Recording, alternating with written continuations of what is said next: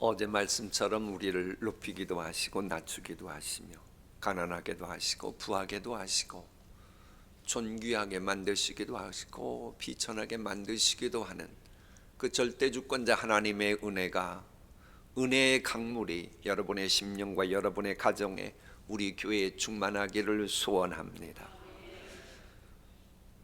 우리의 모든 것 주장하시는 그 하나님은 어떤 하나님이냐면 지식의 하나님이요, 행동을 달아보시는 하나님이십니다. 그러니까는 하나님께서 아무나 아무런 원칙도 없이 무조건 은혜 베풀고 긍휼 베풀고 그러는 것이 아니라고 하는 겁니다. 여기에서 지식이라고 하는 것은 인공지능이 말하는 그런 지식이 아닙니다. 데우트라고 하는 저 히브리어의 의미는 인공지능이 알고 있는 그런 법칙뿐만 아니고 인간의 이성, 인간의 마음, 그런 모든 이성적인 법칙, 자연적인 법칙, 그리고 인간이 아직 알지 못하는 하늘의 신령한 법칙, 모든 것의 원인과 과정과 결과까지도 다 아시는 하나님의 전지전능성과 관련된 그 용어입니다. 그러니까 여기 지식의 하나님이라고 했지만 아이고 그 인공지능 만능 사전이지, 그러나 그것이 아직 알지 못하는 게 있고 왜 거기에 입력되지 못하면 당연히 모르지요. 그러나 하나님은 그것까지 다 아시는 하나님이고 그것에 근거해서 사람의 행동을 달아보시는 겁니다. 이게 무게만 재는 게 아닙니다. 무게만 재는 게 아니고 그 사람의 내면적인 것까지 다 재신 다음에 은혜 베풀 자에게 은혜 베풀고 긍휼 베풀 자에게 긍휼을 베푸신다라고 하는 겁니다. 그러니까는 인간이야 10길 물속은 알아도 한 길 마음속은 모른다고 하지 않습니까? 그러니까 우리는 누구에 대해서 어떻게 큰 수가 나가는 사람이냐 아니니 말합니다마는 그것은 얼마든지 속일 수가 있고 유장할 수가 있지요. 왜? 내면을 모르니까.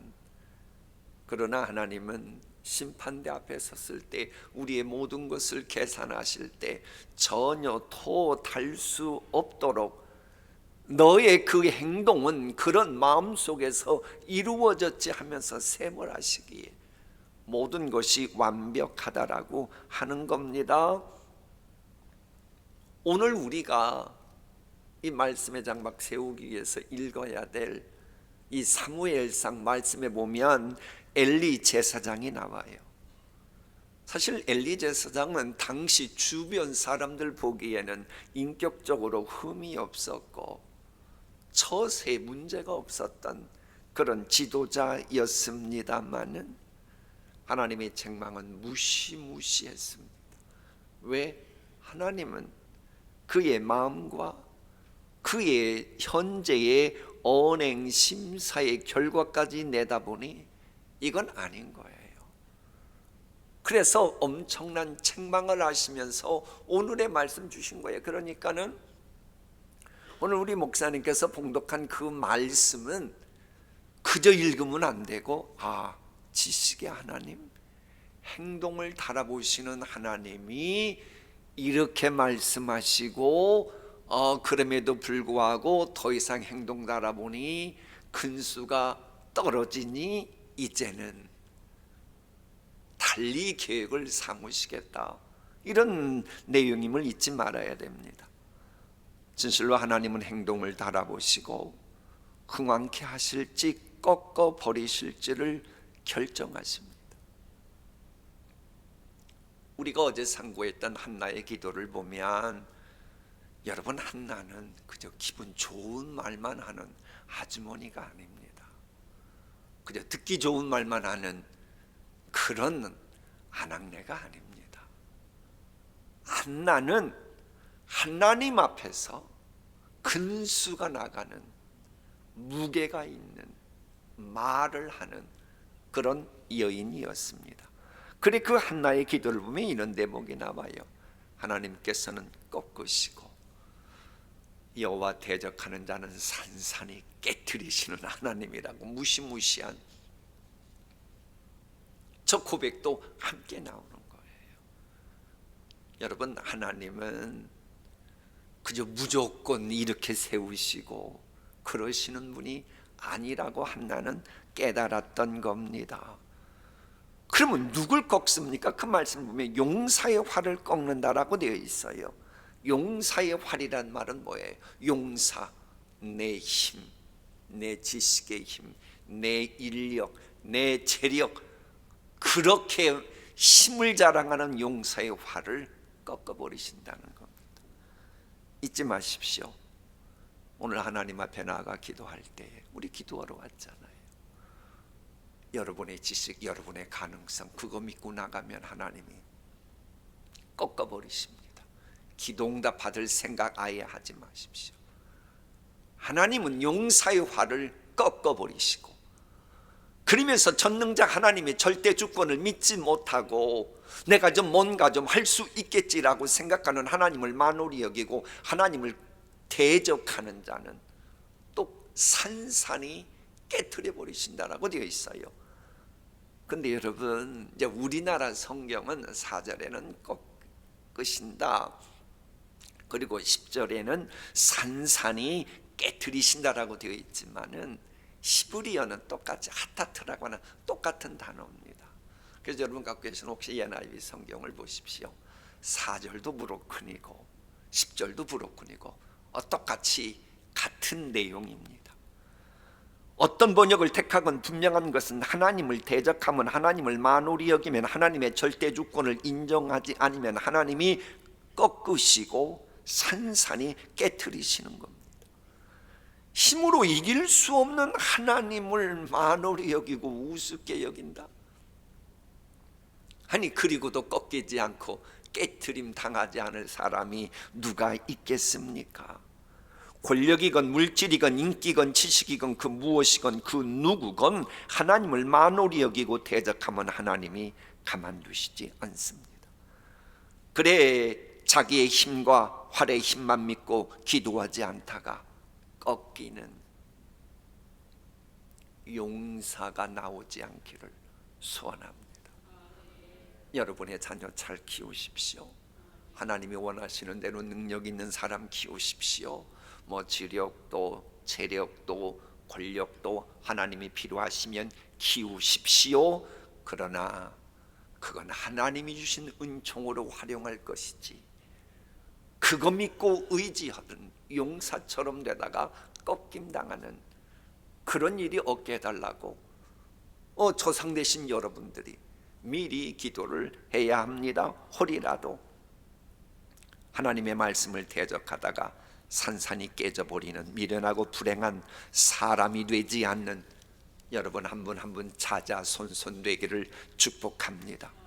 그런데 이제 안타깝게도 사사했던 엘리의 아들들의 행동을 하나님께서 달아보시니 이건 아닌 거예요. 아, 이건 아니구나. 내가 너에게 소망 주기 위해서 참 네 가문 내가 복되려게 하려고 그랬는데 아니구나.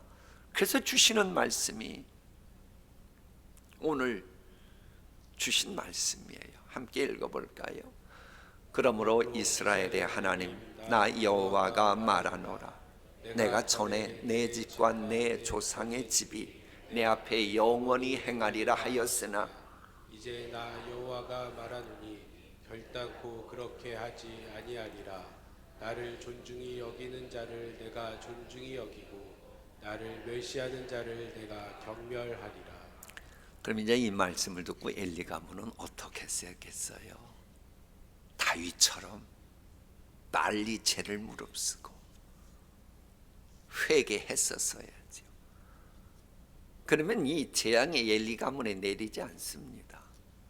여러분 성경을 잘 봐야 돼요. 왜 이 말씀 주셨어요? 아직은 네 가문을 나를 경멸히 여기고는 있지만 나는 너 멸망시키고 싶지 않다. 그러나 내 원칙에 의하면 나는 행동을 달아보기에 너를 이대로는 둘 수가 없으니 어떻게 하면 좋으냐. 회개하라고 하는 말입니다. 회개했으면 됐습니다. 그런데 영적인 비만에 쩌들었던 엘리와 그의 가족들은 그런 영적인 센스가 없었어요. 그래서 심판을 받게 된 겁니다. 잊지 말아야 됩니다. 하나님은 우리의 행동을 달아보십니다. 하나님은 우리의 행동의 무게를 달아보시고 세울지 꺾을지 높일지 낮출지 우리의 범사를 결정하시는 겁니다. 하나님께서 우리의 행동을 달아보신다. 이것은 이 사무엘서만 나오는 게 아니에요. 어제 말씀드린 대로 이 한나에게는 말씀의 장막이 세워졌던 존재입니다. 이건 욥기에 나오는 말씀이에요. 하나님께서 나를 공평한 저울에 달아보시고 그가 나의 온전함을 아시기를 바라노라. 그러니까는 창세기 그 무렵에 기록됐다고 하는 게 욥기서잖아요. 시가서라 뒤에 나오는 거지만 그때 이미 하나님께서는 나를 달아보신다. 인간을 달아보신다. 저 사고방식이 꽉 쪼들었던 그런 시대입니다. 그래 힘들고 어려운 삶을 살아야 했던 욥, 이 사람은 누구냐? 다른 사람들이 나에 대해서 저 사람은 근수가 얼만큼 나가 이겨 신경 쓰지 않고 하나님이 나에 대해서 얼마나 근수가 나가는지 나의 가치, 존재감을 인정해 주시는지 여기에 초점 맞췄던 겁니다. 21세기 다윗으로 살아가길 원하시는 분이라면 제발 사람들 눈치 보지 마세요. 전도서 말씀대로 사람들 눈치 봤다가는 여러분에게 좋은 말 하는 얘기는 여러분이 쉽게 잊어버리는데 여러분에 대해서 상처 주는 말을 하는 것은 깊이 기억하고 내가 상처를 입는다고 솔로몬이 알려줬잖아요. 왜 그렇게 영양가 없는 처신을 합니까? 우리 예수님도 사람 의지하지 않았다 그러잖아요. 사람 눈치 보지 말고 하나님이 나를 어떻게 보고 계실까? 하나님이 나의 지금의 기도, 나의 신앙생활의 행동을 얼만큼으로 달아보고 계실까? 여기에 초점 맞춰야 돼요. 그래 한번 성경으로 또 다른 예를 들어볼까요? 바벨론 제국의 벨사살 왕은 당시 주변 사람들 보기에 최고로 존귀한 자고 최고로 높은 절대 지존 같은 인물이었습니다. 사람들은 그를 아주 무게 많이 나가는 존재로 높였어요. 그러나 인간의 흥망성쇠 주장하시는 하나님이 어떻게 달아봐야 되는지가 중요하다고 그랬잖아요. 그럼 그 하나님은 남들이 높이 무게 나가는 존재로 인정하는 벨사살을 어떻게 무게 재셨습니까? 대개는 벨사살 임금님이 저울에 달리셨는데 무게가 부족함이 드러났다고 하는 것이 하나님의 판단이고, 바르시는 벨사살 왕 임금님의 왕국이 둘로 나뉘어서 왜? 감당치 못하니까 메대와 페르시아 사람에게 넘어갔다는 뜻입니다. 근수가 부족하니 이제 당신이 누리는 복 이제 그만 정리해야 될 때가 됐다, 그 말 아닙니까? 사람의 눈에는 가장 존귀한 자요 최고의 권세를 가진 자였지만은 행동을 달아보시는 하나님의 저울에 달려보니 하나님의 파트너로 쓰시려고 하는 무게의 함량 미달이었던 겁니다. 우리가 하나님의 심판의 바람 앞에 날아가지 않는 그 비결이 뭔 줄 아세요? 알곡처럼 바람에 나는 겨 같은 존재가 되는 비결이 뭔 줄 아세요? 가장 무게가 많이 나가시는, 무게를 측량할 수 없는 예수님을 마음속에 모시는 겁니다. 예수가 내 마음에 계시면 그것은 무게를 감히 그 누구도 측량할 수 없는 거예요. 그러나 이게 예수님이 안 계시면, 예수님 방법이 아니면 그 무게는 말할 수가 없습니다. 그걸 말하는 것이 시편 62편인데요. 우리 교독하겠습니다.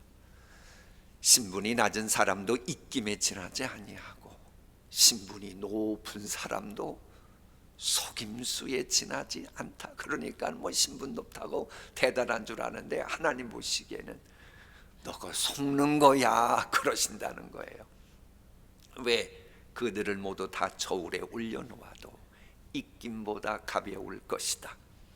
억압하는 힘을 의지하지 말고 빼앗아서 무엇을 얻으려는 헛된 희망을 믿지 말며 재물이 늘어나더라도 거기에 마음을 두지 말아라.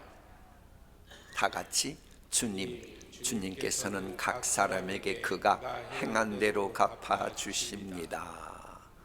무게를 달아보니 입김보다 경한 거예요. 가벼운 거예요. 남들이 널 높이 본다고 존귀하다고 해가지고 그거 믿고 내 앞에 와서 어떻게 하려고 그래? 웃기지 마라. 내가 달아보니 너는 아니다. 그래서 행한 대로 갚으신다고 시편 62편은 고백하고 있는 겁니다. 특히 성경은 악인들이 하나님 앞에서 무게가 없는 사실을 여러 번 말합니다. 그래서 시편 1편은 악인은 바람에 나는 겨와 같다 그러잖아요. 바람에 나는 겨와 같은 인생이 다음 세대가 여러분 가정과 우리 교회 없기를 소원합니다. 여러분, 그러면 욥은 시편 기자는 그럼 욥기서는 뭐라고 말합니까? 악인의 등불이 꺼짐과 재앙이 그들에게 닥침과 하나님의 진노하사 그들을 곤고하게 하심이 몇 번인가. 그들이 바람 앞에 건불같이, 건불이 뭔지 혹시 아세요? 시골 분들은 아는데 그 말라 비틀어진 그야말로 그 겨와 같은 것을 관련된 그런 개념을 생각하면 됩니다. 지푸라기 뭐 그런 개념도 되겠죠. 그리고 폭풍에 날려가는 겨같이 되었도다. 실은 이게 바로 행동 달아보시는 하나님 보시기에 엘리 가문이 그랬던 거예요. 그에 비해서 다윗 가문 보세요. 끝까지 주님을 앙망하며 살아가려고 다윗이 얼마나 몸부림쳤습니까?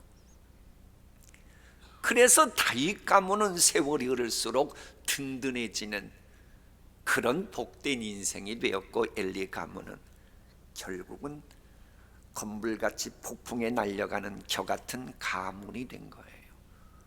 그럼 이제 하나님도 책임이 있는 거예요. 자, 택한 민족의 최고 지도자로 엘리 가문을 딱 택했는데 근수가 함량이 미달이니 이제 폐기 처분해야겠고, 그러면 대안을 찾아야 될 거 아닙니까? 그 대안이 바로 다윗의 멘토인 사무엘, 바랄 수 없는 중에도 바라고 기도했던 그 한나의 소생 사무엘입니다. 그래서 하나님의 행동을 달아보시고 뭐 경멸히 여기는 자 경멸히 여기고 존귀하게 여기는 자 내가 존중히 세워주겠다, 그 말씀 연이어 나오는 게 바로 사무엘 이야기입니다. 그런데 이 사무엘상 3장을 보면 지금 이제 디지털 시대, 뭐 우리가 인정하건 안 하건 이제는 디지털 시대가 됐어요. 뭐 그렇게 되어버렸습니다. 이럴 때 우리가 어떻게 가정생활하고 어떻게 교회 생활을 해야 될지에 대한 아주 중요한 영감을 주는 대목이 바로 이 사무엘상 3장에 숨겨져 있습니다. 여러분, 이제는 어른들조차도 온라인의 중요성을 절감하고 있지요. 그래, 우리 교회도 보면 연세 드신 분들도 온라인으로 예배 드리시느라고 교회를 추우니까 자녀들이 가지 말라 그래서 안 나오신다 그러고 이제 봄이 되면 나오시겠다 하는 분들이 계세요. 어쨌거나 이제는 연세 드신 분들도 온라인의 중요성을 인정해요. 그래서 우리 교회는 아예 이제 온라인 팀까지 만들었어요. 왜? 온라인 사역이 이제는 심화되고 확장되어야 될 시점이기 때문이에요. 근데 이제 온라인 복음 사역이 확정되려면 성경적인 원칙이 있어야 됩니다. 왜? 온라인 복음 사역, 말 그대로 복음 사역이기에 복음 사역의 핵심 유전인자인 영적인 메시지, 즉 말씀의 장막, 기도의 장막, 예배의 장막, 이것이 기본적으로 보장이 되어야 합니다. 그러면서 그 복음이 현실에 파고들기 위해서는 사고의 폭도 이제는 넓혀져야 돼요. 디지털 사역과 관련된 사고의 폭이 넓혀져야 됩니다. 왜? 진리는 불변이지만은 진리가 사람 움직이기 위한 성육신 작업이 필요하기 때문이에요. 이것을 목회학에서는 대면 사역과 오프라인 사역이죠. 비대면 사역, 온라인 사역, 이것을 합해서 하이브리드 사역이라 그래요. 그러니까 저걸 지금 우리나라 말로 옮기면 가장 좋은데 아직은 우리나라 말로 정확한 단어가 나오지 않아서 그저 영어로, 저 용어가 사회학적인 용어가 되어버렸어요. 그런데 이 하이브리드 사역으로 유명한 교회 중에 하나가 미국의 세들백 교회인데요.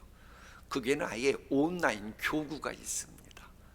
그래서 우리나라도 막 수만 명 모이는 교회, 어떤 교회는 아예 온라인 교구도 있더라고요. 근데 이제 미국의 그 세들백 교회의 온라인 교구의 교구 담당 목사님은 30대 목사님입니다. 디지털은 이게 그 이상 지나가면 머리가 아무리 노력해도 잘 안 된대요. 그런데 30대 교구 담당 목사님인데도 막상 자기 일을 도와주는 소위 인턴 목회자라 그러던데 그분은 20대랍니다. 무슨 말인가 알겠습니까? 이제는요 30대도 20대 못 따라간대요. 이게 지금 디지털 시대의 분명한 현실입니다. 그러니까 요즘은 계속해서 젊은이들에게 디지털 기술을 배워가야 하는 시점이 된 거예요. 그럼 이것을 이제 크게 말씀드리면 오해 없도록 하기 위해서 신앙 격려를 위해서는 어른들을 인정하는 젊은이들의 사고의 방식의 폭이 있어야 합니다. 그러니까 성경적으로 건강한 교회는 어른이 오시면 좀 분수이신 것처럼 보이는 말 행동해도 그들을 존중해 드려야 됩니다. 왜 아멘들 안 하셔요? 뭐 여러분 스스로 대접받는 것 같아서 민망해요? 여러분 대접받고 안 받고 이 얘기가 아니고 성경적인 이야기를 하는 겁니다. 어른들 대접받는 교회가 되어야 돼요. 그게 성경이 인정하는 건강한 교회입니다. 동시에 그 어른들은 젊은이들을 인정하고 내가 못하는 영역의 기술, 특히 디지털 기술 그런 것은 인정하고 그런 것은 내가 오히려 내가 모르니 하나님의 영광을 위하여 자네에게 내가 배워야지, 이런 마음 자세를 가져야 그게 성경적으로 건강한 교회입니다. 그러니까 복음 전파를 위해서는 때로는 젊은이들에게서 무엇인가를 배우려는 기성세대의 사고방식의 확대가 필요하다는 거예요. 솔직히 여러분 그러지 않습니까? 제가 휴대폰을 안 갖고 왔는데 혹시 또 예배 도중에 까똑 그럴까 봐 안 갖고 왔습니다만은 여러분 사람들 앞에서는, 인생 경륜 앞에서는 여러분 당당하잖아요. 그렇지만 휴대폰 딱 꺼내놓고 디지털 기술 얘기하면 왠지 모르게 내가 작아진다는 느낌 안 드세요? 이거 안 그러신가 보네. 대단하신 분이네요. 이건 현실이에요. 인생 얘기하고 세상 사는 이야기하면 내가 그 누구 앞에서도 당당한데 디지털 기술 얘기, 신기술 얘기 딱 나오면 20대도 10대 후반들에게 밀리는 거예요. 그럼 우리 어떻게 해야겠어요? 기성세대의 대표 주자였던 엘리 제사장이, 최고 지도자였던 엘리가 다음 세대의 대표 주자인 사무엘인데도 기꺼이 인정해주고 하나님과의 만남을 갖도록 이건 이 영역은 내가 아니고 너다, 네가 하나님 만나라, 이러는 거 보십시오. 이런 모습까지 갖추는 교회가 될 것을 사무엘상 3장 4장이 우리에게 계시하고 있는 겁니다. 물론 젊다고 신기술, 디지털 기술이 나보다 앞서간다고 해서 무조건 교회가 그들을 발탁하면 안 됩니다. 왜? 교회는 하나님의 교회이기 때문에. 이 측면을 놓치지 말아야 돼요. 그러면 어떤 젊은이여야 합니까? 어떤 젊은이로 키워서 귀하게 사용해야 됩니까? 사무엘 같은 인물이어야 합니다. 그래 다윗의 멘토가 되는 사무엘이 어떻게 역사의 무대에 등장하게 되는지의 과정을 다룬 말씀을 보면 이게 성경이 자세히 나오는데, 훗날 그렇게도 귀하게 쓰임받았던 사무엘을 성경은 뭐라고 말합니까? 사무엘이 자랄 때에 아직 자라고 있는 세대입니다. 신세대입니다. 다음 세대입니다. 그런데도 하나님이 그를 인정하시고 주님께서 함께 계셔서 젊은이가 한 말이 하나도 어긋나지 않고 다 뭐하게 하셨다? 열매 맺게 하셨다. 젊은이의 사역과 교회의 섬김이 헛되지 않도록 하나님이 힘을 팍팍 실어주셨다, 요 이야기입니다. 그러면 이 사무엘은 언제부터 하나님이 이렇게 택함받고 하나님이 이렇게 귀하게 쓰시려고 준비하기 시작했습니까? 1절을 보면 아이 사무엘이 엘리 앞에서 여호와를 섬길 때라고 말합니다. 아이가 여호와를 섬길 때 그게 아니고 아이가 엘리 앞에서, 즉 질서를 지켜가면서 여호와를 섬길 때에, 아니 내가 신기술은 온라인 사역은 내가 더 잘 알잖아요. 아니 장로님이라고, 아니 뭐 연세 드셨다고 모르면서 왜 그래요? 이랬다는 거예요? 아니에요. 그 엘리 앞에서 질서를 지키면서 하나님을 섬기는 이 사무엘이었기에 하나님이 그를 찜해 놓으신 겁니다. 근데 특히 본문은 아이라고 하는 말씀을 강조하고 있어요. 아이 사무엘이. 여러분 아십니까? 하나님은 아이를 좋아하십니다. 지금 사무엘도 아이인데 우리 예수님도 천국 같은 주인공은 누구라고 되어 있어요? 아이 같아야 된다고 말씀하시거든요. 여러분 하나님 앞에 나올 때는 제발 아이 같은 마음 가지고 나오시길 바랍니다. 그래야 여러분의 가정 천국, 마음 천국이 열매를 맺어요. 그래 우리나라가 한때 핵 문제 가지고 신경 쓸 때 그 과거 정권이 미국에서 해왔던 유명한 핵과학자의 김종희 박사라고, 그분의 아버지가 했던 기도가 뭔 줄 아세요? 당시 80 후반 90대인데도 이분은 기도할 때 하나님 이 어린 종이 있사오니 그러면서 기도했어요. 왜? 하나님은 아이를 좋아하니까. 여러분 하나님 앞에 나갈 때 거룩하시고 그럴 때는 하십시오. 그러나 외롭고 힘이 들 때는 아무리 연세가 많이 드셔도 아빠 하나님 한번 해보십시오. 말할 수 없는 위로와 주의 음성이 들립니다. 아이 사무엘이었을 때에, 애 늙은이 사무엘이 아니고 아이 사무엘을 하나님이 택하신 겁니다. 그리고 본문은 하나님께서 아이 사무엘을 부르셨다는 말씀하시기 위해 청가는 말씀이 있어요. 우리 함께 읽어볼까요? 아이 사무엘이 엘리 앞에서 여호와를 섬길 때에는 여호와의 말씀이 희귀하여 이상이 흔히 보이지 않았더라. 여호와의 말씀이 희귀하던 때, 즉 말씀의 장막이 세워지지 않았을 때, 그래서 이상이 잘 보이지 않았던 때, 그럼 비극이지요. 암흑시대죠. 왜? 빛의 말씀이 없으니 당연히 암흑이지요. 그때였지만 사무엘은 어땠는 줄 압니까? 말씀의 장막을 중시했어요. 자, 볼까요? 하나님의 등불은 아직 꺼지지 아니하였으며 사무엘은 하나님의 궤에 있는 여호와의 전안에 누웠더니 여호와께서 사무엘을 부르시는지라. 하나님의 궤에 옆에 누웠다는 거예요. 하나님의 궤가 뭡니까? 말씀의 궤, 법궤.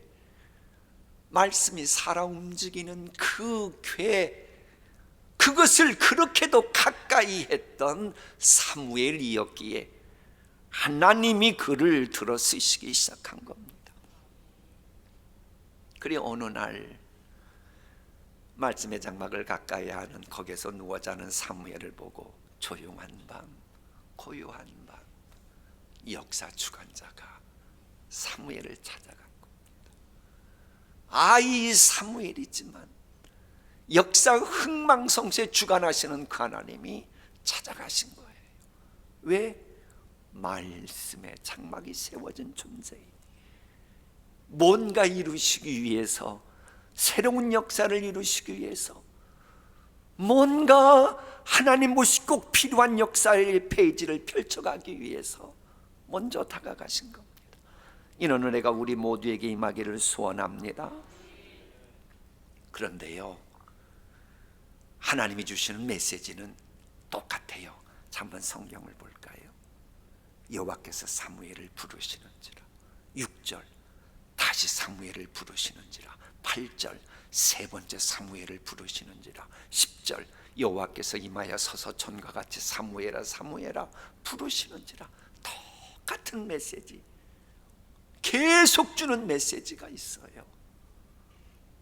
왔다 갔다 하질 않아요. 왜? 분명하게 주고 싶은 게 있어서. 아이 하나님 왜 이렇게 반복이야? 왜 이렇게 반복이야? 아니에요. 그만큼 중요하기 때문에 반복하고 계신 겁니다. 여러분, 하나님은 범죄 후 인간들에게 늘 같은 메시지를 집중해서 주고 계십니다.